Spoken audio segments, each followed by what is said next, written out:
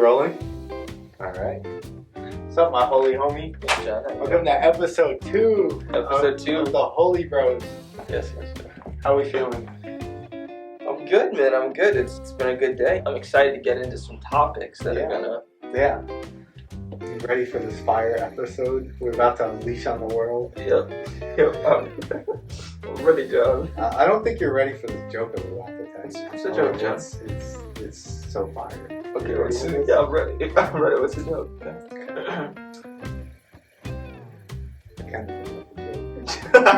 Okay, hold on. Is that the plan? No, it wasn't. It was not the plan. Yeah. How was Noah? Don't laugh there. How was Noah the most financial person in the Bible? Because his stocks were floating and everyone else was liquidating. I'm sorry. Thank you for listening. We appreciate this. Thank you for your charitable donations to society. Wow, look at it. That's good. That's good. Yeah. That's good, Yeah. John. Yeah. I don't think you were ready for that one. I wasn't. Especially Noah, man. It's a good story. Noah. I need a boat. A boat. A guy? I do know a guy. Noah guy. Know a guy. Know a guy. Let's keep the day jobs. Day jobs. We're not getting monetization. We're not getting 100 viewers in the next 65 days. Alright, so you want to get into it? Let's get into it. Alright, so today we're talking about Jonah. And it's weird because we didn't know what we were going to talk about. And I was scrolling through my Bible. Through my Bible. And Gabe said, why don't we talk about Jonah? And I literally was reading out of Jonah. So I was like, that's a Holy Bros connection moment right there. We can. We have time. We got time. We do have time, John. So I'll just get into it. Oh, are you reading out of the Gen Z Bible? Would you like me to? Yeah, I feel John. like we should get the Gen Z Bible. Alright, so how about, what if you read something and I would translate it into Gen Z? I don't think you have that capability. Oh, John, I do. Oh, you do? Let's test it out, right? Alright. The word of the Lord. Now, oh dang it, John, I'm not a translator. This is what I warned When the lights are too high. The word of the Lord spit in game. Okay. Came to Jonah, son of Amittai. Jonah hearing what's going on. Yeah. I need some more. Like, okay. Get up, go to the great city of Nineveh, and preach against it, because their evil has come up before me. God dang. Okay, Is that enough? Yeah. Get up, go to the Big Apple. Oh, are you saying Nineveh is like New York? I'm sorry if you're listening from New York. Go to the Big Apple and spit against it, because they mad crazy over there. Yeah. Okay. I can't do Gen Z. I feel like we should look up a translation of that. I could switch. Yeah, why don't you actually look up what the Gen Z Bible translation says of Jonah 1, verse 2. I got you. While he does that, I'll actually read 1 verse 2. The word of the Lord came to Jonah. Get up, go to the great city of Nineveh, and preach against it, because their evil has come up before me. One of the important parts that I want to point out in this first verse is that God told Jonah to go to the city of Nineveh and preach against it. So he didn't say, go judge the city of Nineveh because I told you to, because it bothers me, God. No, he said, I want you to go and preach against it because it has come up to me. And what happens a lot in life in our present day is that when God asks us to do something, we automatically judge what's going on. And then we try and run away from it too. So God's all, yo, Jonah, head to Nineveh. But Jonah's nah, fam, and hops on a ship going the other way. God's not having it, so he sends a wild storm. And the squad on the ship figures out Jonah's the problem. Facts. The squad will always figure you out. The squad will always figure out you're the problem. That's crazy. I can't believe Jonah said, nah, fam, to God. That's what. Yeah, how many times do we say not fam to God? That's a good segue, John. How many times do we find ourselves in fishy situations? Fishy situation. Oh, there's that camera angle. Where's that camera angle? Everyone look at the camera. This is the weird camera angle. Oh, It's God. like puns. Like So when Yeah, you that just can be look the over fun it. camera If angle. you're joking, you just put that. You know that VeggieTales scene where it's like Daniel and the 3 asparagus are just dancing around? I don't know why I'm thinking of that, but that was just like a really weird camera angle. I thought you were gonna bring up Jonah in VeggieTales. Oh yeah, that's a pretty good one. Facts, that is a good one. If you haven't seen that, go watch that. VeggieTales is my VeggieTales childhood. Jonah version. The people of Nineveh are so wicked that they're slapping each other with Yeah, fishes. they're getting really fishy up in They're there. slapping each other with fishes. Fun. It's crazy. It's crazy. It's crazy. But, alright, so John, where what's the were we? point you're trying to make? The point I'm trying to make here is do what God asks you, and you're not going to go to hell or get stuck in a fish. Point proven. 40 That's a minutes clip in. right there. That's a TikTok clip. That's a TikTok clip for you. Let's go, camera. Alright, so I'll keep going. But anyways, important point in the beginning here, when God says his directions to Jonah is to go to Nineveh and preach against it. We don't like to preach against things these days because it's unpopular in culture to be somebody who stands out against something, but that kind of connects to another verse in the Bible, Proverbs 14 verse 9, about making a mockery of sin, and the opposite of it is to preach out against it. But sorry, I just had You had to make that connection, John, that cold cut. Yeah. Verse 4. Verse 3, Verse where he 3. flees like I'm you. sorry. Where he runs away like you. But verse 3. But Jonah arose to flee to Tarshish from the presence of the Lord. He went down to Joppa and found a ship going to Tarshish, so he paid the fare, and he went down into it to go with them to Tarshish from the presence of the Lord. So my man Jonah, again, he's not him. I'm out. I'm not going nowhere, right? So he goes, I don't know, why do they say Tarshish so much? Because it's just, you want to be reminded you're reading in the Old Testament. Well, he's going to Tarshish, so he's going to Tarshish, so he's going to go to Tarshish. But yeah, so he's running from the calling that God has on his life. How many of you guys run from the calling? Ooh. God calls us to things. And Jonah, he's running away from what God told him to do, right? And he's running away from the plan that God has for him. And that's evident today. But in some senses, it's like when God tells us to do something, we just go about our business, right? And in our way, that's a way of running. Right. I didn't hear that. You didn't say to go do that. Yeah. But how else does Tarshish represent to Jonah, you think? To Jonah, I think it could be maybe so much. The Tarshish is the place where maybe he expects not to hear from God. Maybe that's the easier place to even preach. I know it doesn't say that, but like maybe Jonah's burden was for Tarshish. It says he's running. Maybe he thought it would Maybe be he easy. thought his way was Tarshish. Do you see? But God's way was Nineveh. Put it on a shirt. Go check the first episode. Put it out on the shirt. Tarshish. But he's running, so I think going to Tarshish is easier for him. I don't know the circumstances, whether it's easier to preach, or maybe he just went to the boat and he was like, maybe this is the place I go. And sometimes we think we're supposed to go to Tarshish when we should be going to Nineveh. Go to Nineveh, right? No. You want to read verse? Ooh, how does that relate today to the church in some senses? When we think we're supposed to stay in church and that's where church is supposed to stay? Are we supposed to take that anywhere else? I think, definitely. I think the calling of the church, I think it's a hard thing because you can't always just go out. I think you're called to go out and preach and bring people, but you can't always be out there. You also have to be within the church. It's a hard thing, and I think it's hard to do.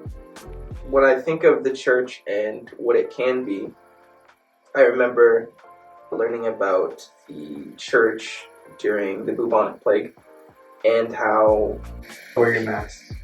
wear your masks. It's a real thing. It's real. It's not We're prevalent blessed today. because God never social distanced from us. It's never. Oh God. Yeah, I was gonna say punishment. But Because Jesus saved me. because Jesus, John's rich in grace and love and salvation. Exactly. We're all rich I have a now. question. Why didn't Jonah just stay where he was? He didn't have to run. He could have stayed home. Because sometimes God's word can make you uncomfortable.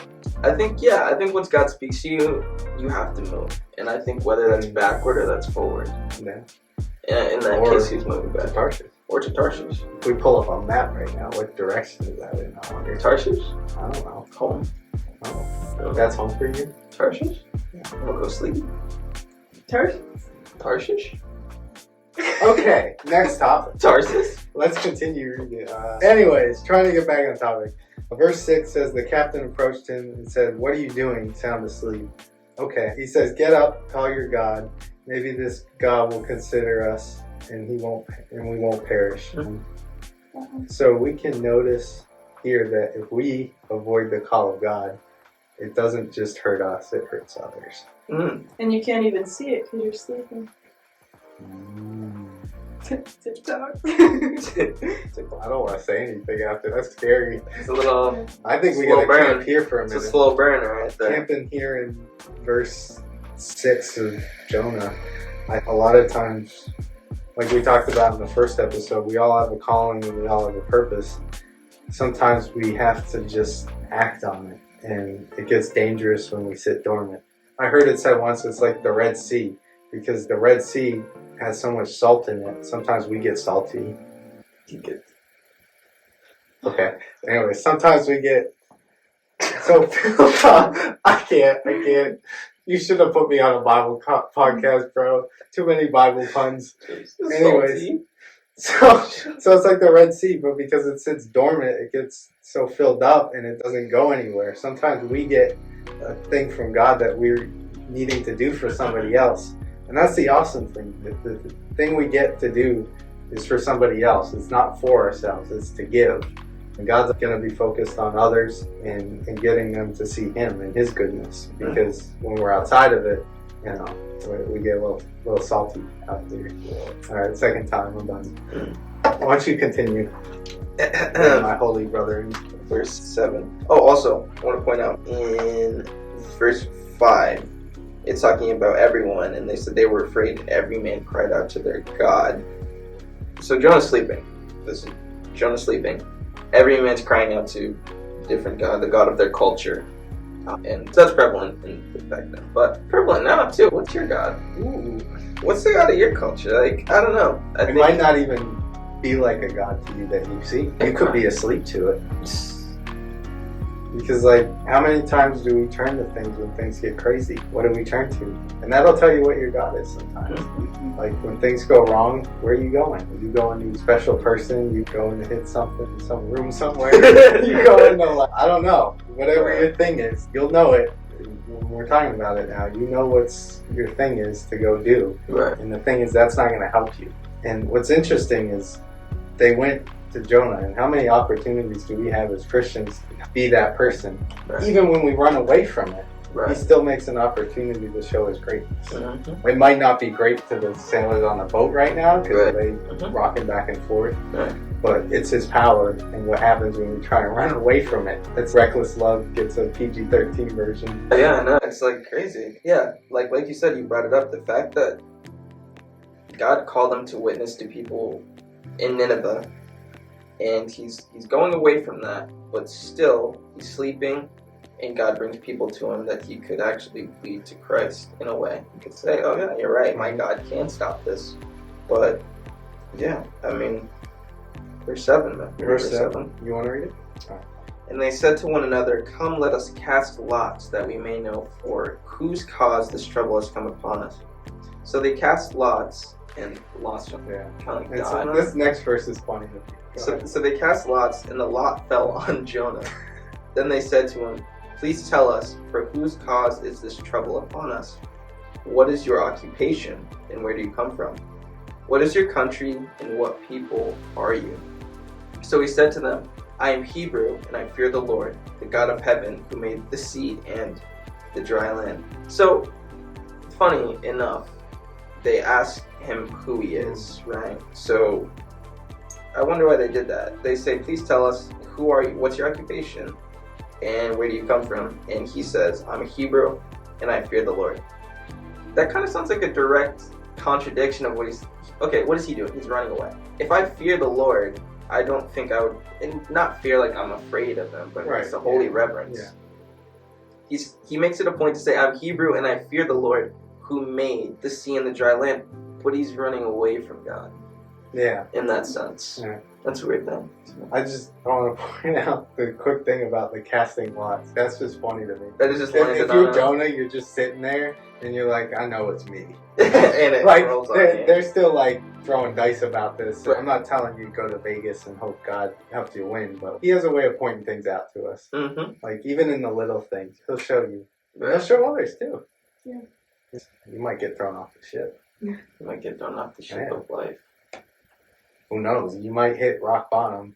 I'll give you a real life example. So I heard growing up that, this is a long rabbit trail, but I'll get there. Just follow me. I heard growing up that it's okay to tithe on your time. Have you heard that before? I've heard that. You donate your time. Mm-hmm. But how do you calculate 10% of your time? Like You can't. I'm not giving 10 years of my life in one week. That just Right. doesn't work. But where I'm going with this is, in a way, I saw that as like an escape from tithing. Mm-hmm. If I donate my time, I'm good. Right. But sometimes, like with tithing, it's always a heart issue. It's like, where's your heart at? Is your heart not to give your money Right. to what God has told you to do and what He's told you in the Word? And so you can be like me and think, oh, I can just honor God by giving my time instead. Certain things that God has asked us to do, we can't just try and think we can do it a certain way.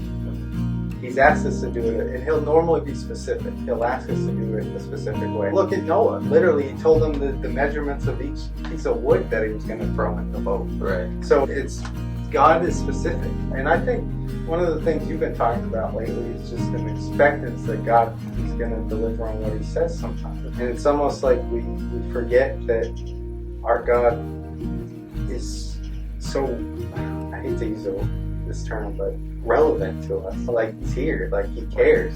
Like He's here to hear you and help you and speak to you exactly what you need. Not always what we want to hear, but He's going to give you the direction. And we can rest in knowing that because it's His way. Right, And it's His way, we don't have to worry. Right. But I guess what I'm trying to say is we try and get out of doing what He specifically asked us to do. It might be to go to Nineveh. Mm-hmm. It might be to tithe money, not time. Right. It might be, versus Tarshish to Nineveh. How many times do we just need to look and sit down and see, am I trying to avoid doing what He's asked me in a certain way? Huh? That's a good one. That's good, John. What the heck? Okay, wow. What'd you say? That's good, John. Like, What'd you say? This is a no cuss Wow. channel. This is a Christian Minecraft server. I said, wow. What did I say? I said, what the? I said, what the? Heck? Hallelujah? What the hallelujah? What the hallelujah is crazy. Throw this book out. No. Like you said, though, the fact that Jonah's running and he is, although he could have gone to Tarshish and We gotta stop saying that. we got other place he was trying to go. This is annoying the Instead of listeners' Nineveh. ears. And their Right. mind. Keep Although going. he could have gone, and maybe he could have witnessed to someone, you never know. But ultimately, until it is called upon him, he doesn't even speak about God, even on the ship. So he's just sleeping, hiding. trying to get away. He's hiding it. I don't know if necessarily he would have gone to the new land and started doing that, because he wasn't even doing it before then. But to piggyback off of what you said, what God tells us is what we should do, not what we want to do. And that's what's going to be best for us in that moment. And I don't know what was in Tarshish and what would have happened to Jonah if he had gone. And we can't calculate that, we don't know. But ultimately, everything worked out in the way it's supposed to. And you're going to see, I don't know if we're going to get to the end of it in this specific episode, but you'll see, even if you read it, that ultimately God's will be done. And whether that's sometimes we don't want to do that, we don't want to facilitate that, we want to be our own person, but God's going to do His will. And ultimately, although Jonah doesn't want to go to Nineveh, things change. Yeah.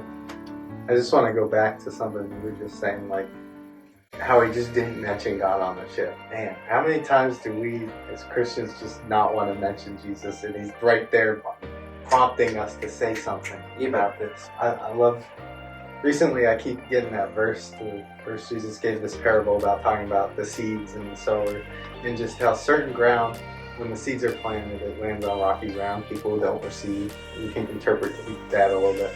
But then you get the thorns. And those are the people you gotta grow when there's adversity coming at you, when there's persecution and everything. And I feel like in our modern world, this is getting somewhere.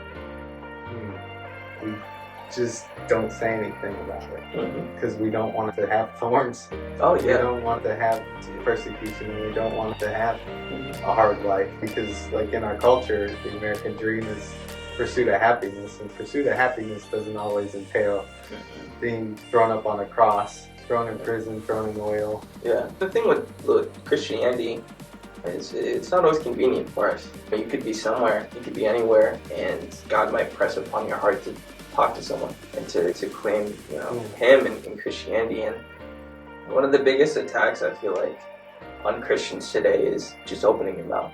Yeah. First and foremost, it's no one can come to Christ, come close to Him, or hear about Him if you don't open your mouth, right? That's the first thing. So some people deal with nervousness, some people don't know how to speak to people, but ultimately the first attack I feel like the enemy does is shut your mouth, don't speak, don't do anything, because that's Moses.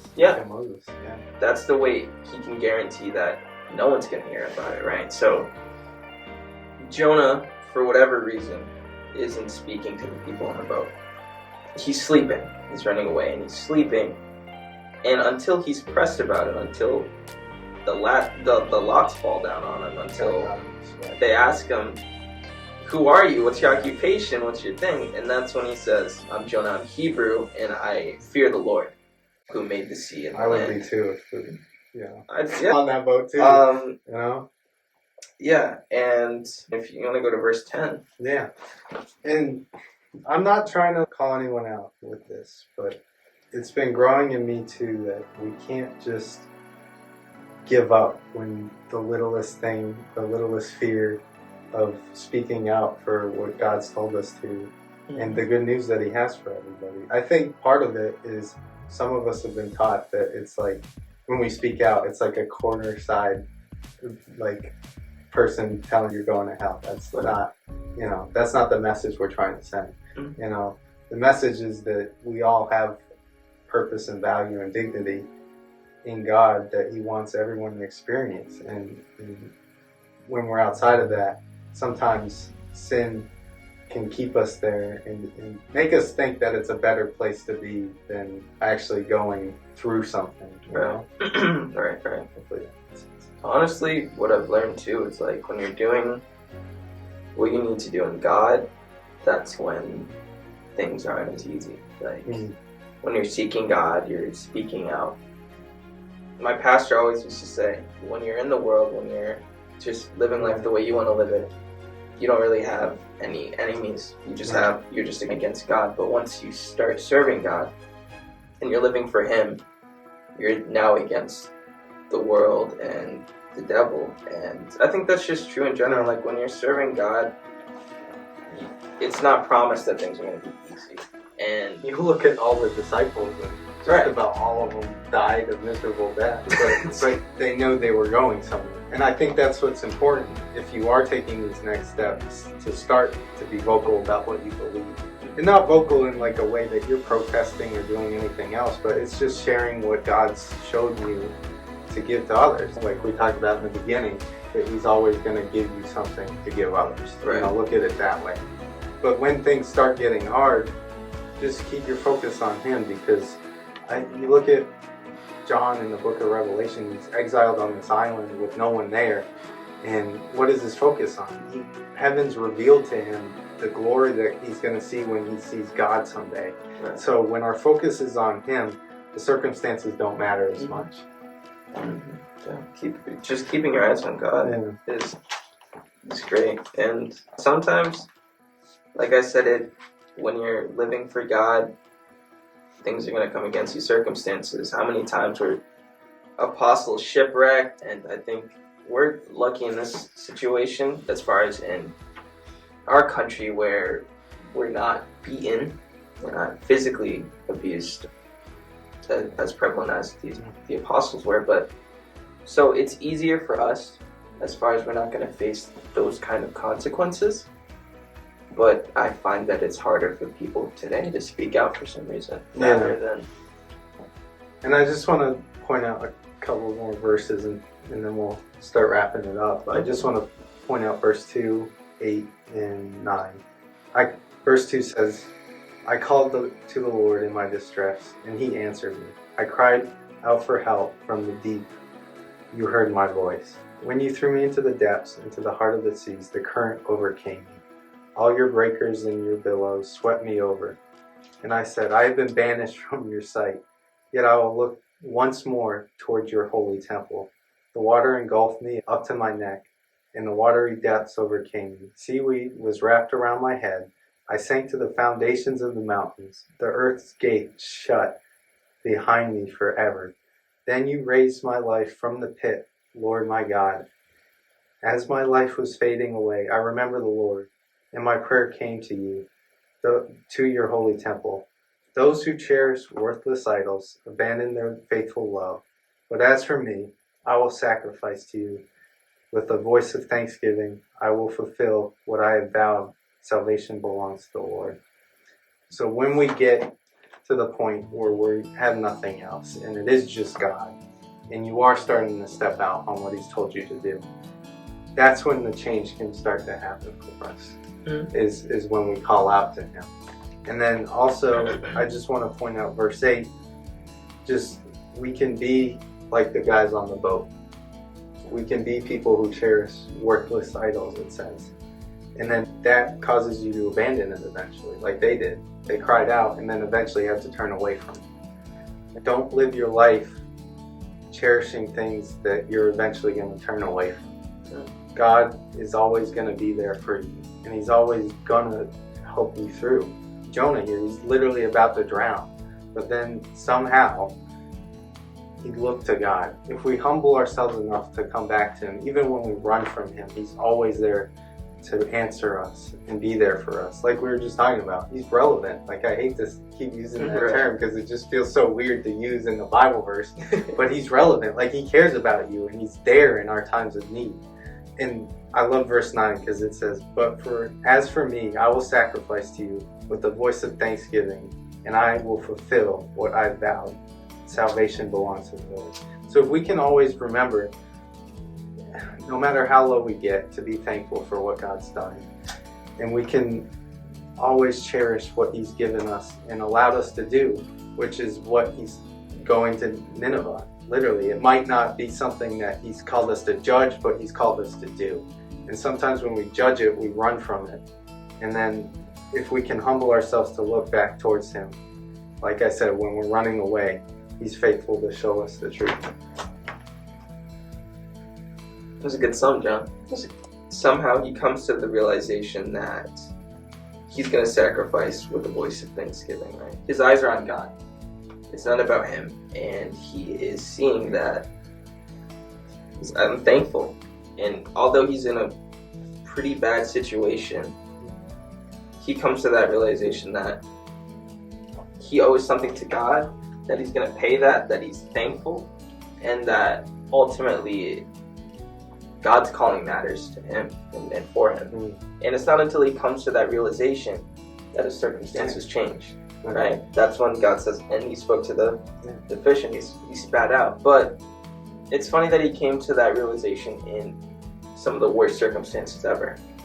For a lot of people, where you come to that realization when you're in a bad situation that God has a plan for you, that you're thankful that God saved you, that God's done everything he's done for you.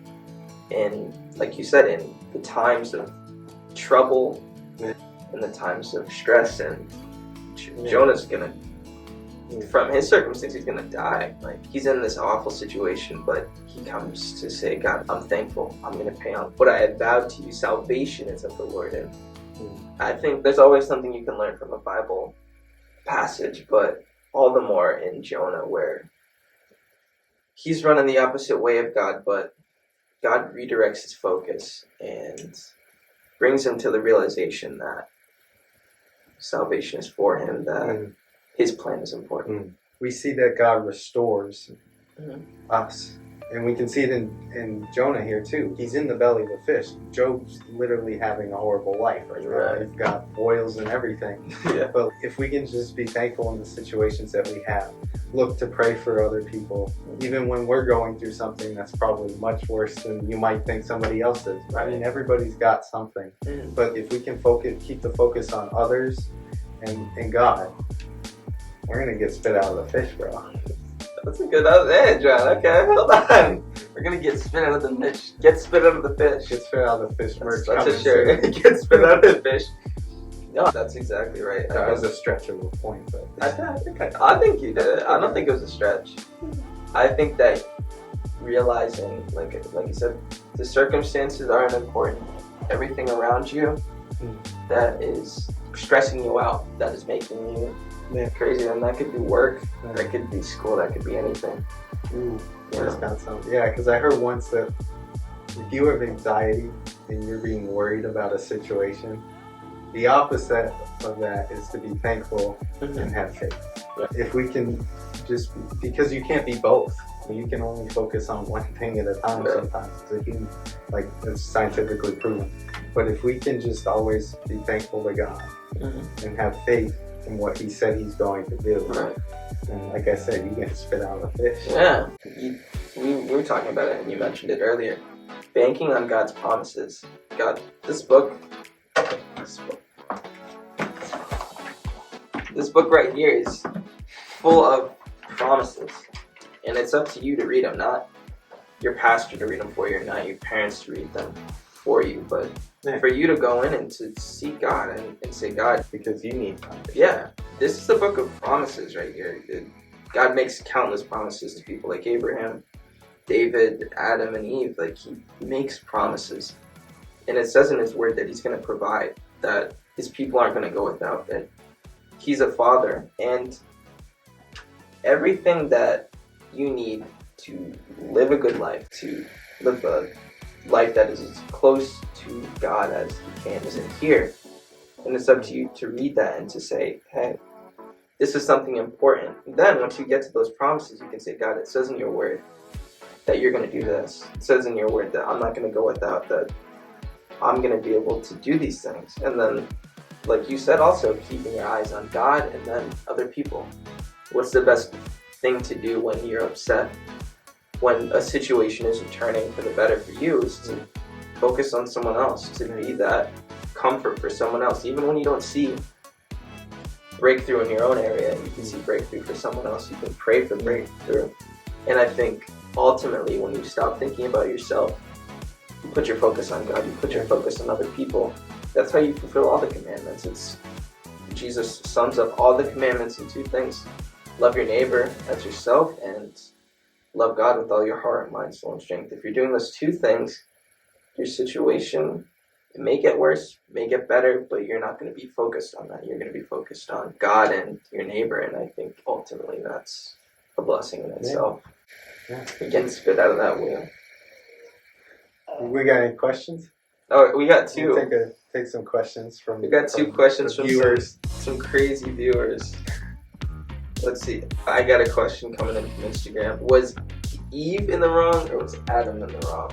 And referring to Genesis, Adam and Eve. I think Satan was in the wrong. You think Satan was in the wrong? I'm kidding. No. How many times do we blame Satan for things that are our problems? Anyways. Clipped. I don't know. I feel maybe Adam's been the let her wander up. I can't say that, though. I've heard it both ways. Yeah, we messed up. Yeah, Let's we be all accountable messed up. for it. Don't pass the blame. I think we're on. At this point, things are different, and I think sometimes we're so caught up in whose fault it was. It's like it doesn't really matter. At the end of the day, Jesus had a plan, and He paid the price, and we're saved. And run out of that grave. Yeah. Like Jonah, we just need to be accountable, saying, Lord, I've run from you, you know, and He's faithful to restore us. And He did. Yeah. And then it's crazy too. But that's what I'm saying with Adam and Eve. He restored us. Yeah. He restored them. Right. Yeah. ultimately, sometimes what I see too is people try to put the blame on God. For Adam, he says, when God is talking to him, he's saying, why did you eat of the fruit? And Adam goes, it was the woman that you gave me. You fall. It's God's kind of your fault. Yeah. It's like, how many times do we blame God for things that we've done? And things that He's given us. Yeah. Like, God's given you abilities, and then you're going to turn around and say that's God's fault that you're using them in the wrong. I think that's part of growing up. Like, that's not a popular thing. That's not popular at all. It's been popular since Adam. Just take ownership of your mistakes so that you can move forward. It's a growing process, one day at a time, but just remember when we do get to those low points to turn to Him. Right. That's the most important thing we can throw out there. So, 2 in the books. Episode 2, we'll have y'all 2 episodes to watch, and we'll try and get the cream meter down. Sorry guys. We'll see you guys next time. Be one of the sophisticated people. You're not gonna know where you are. Or listen. Be one of the sophisticated people. Drive in your car. Listen to us. Don't let Jesus take the wheel. This is Maybach Podcast. We're checking out the Daniel footage that I mentioned in this episode. This is